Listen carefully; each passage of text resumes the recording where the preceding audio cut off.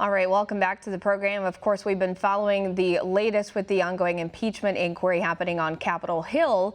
We do want to bring in Wisconsin Congressman Jim Sensenbrenner to discuss the impeachment vote today. He sits on the House Foreign Affairs and the Judiciary Committees. Hi, Congressman. Thanks for joining us today. Thank you for having me, Jennifer. All right, so getting right into it, Tim Morrison, the top Russia and Europe advisor in the White House, was deposed today.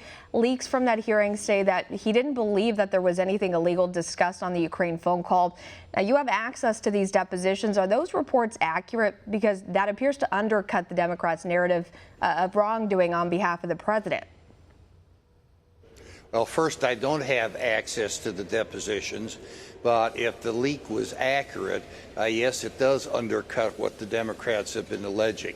I think it's important to know that President Trump released the entire transcript of the call with the president of Ukraine in question.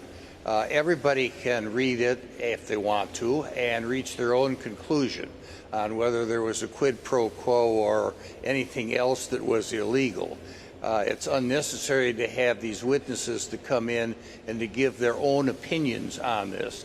But this shows that this is one-sided, and the Democrats are attempting to use their ability to leak what they want to leak out of those hearings to be able to poison the well in the minds of the Americans. If you look at the polls, Americans aren't buying it, unless they're a part of those that are still sore that they lost the election in 2016. I told them at the time they ought to get over it, and if they look at how this is unfolding, I say you really ought to get over it and get on to the business of governing the country. Well, and you say that you don't have access to these depositions. Why is that? Well, the thing is the depositions were in a secret session. And if I went and looked at the depositions and said what was in there, they would file an ethics complaint against me and hail me before the ethics committee.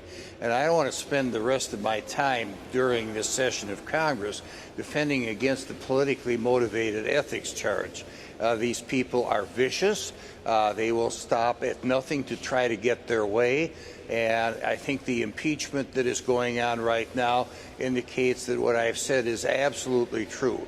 The bottom line is that Trump was transparent, Trump was public, he released the transcript of the call, and what's Adam Schiff and Pelosi doing?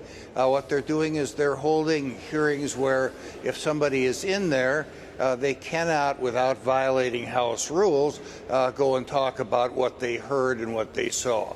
So this is kind of poisoning the well by leaks.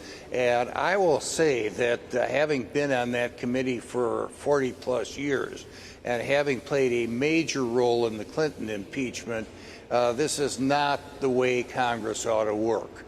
The president ought to be able to present a defense, and he's not being entitled to either by the secret hearings or but what was authorized by this resolution adopted today. And then quickly, before I let you go, some of your Republican colleagues have said that a lot of these witnesses that we've heard from are expressing their personal disagreement with foreign policy that the White House is putting forth. Do you agree with that? Well, I think the answer is yes. And, again, we have a transparent text that President Trump has released versus leaks out of a secret hearing to try to come to the opposite. The Constitution gives the president almost carte blanche and directing American foreign policy.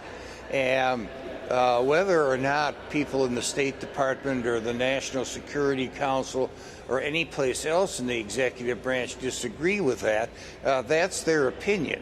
But the oath that they took means that they have to support what the elected president of the United States does, just like the State Department employees had to follow the direction that President Obama had and President Bush had. All right. Thank you so much for your insight, Congressman. We do appreciate your time. Thank you.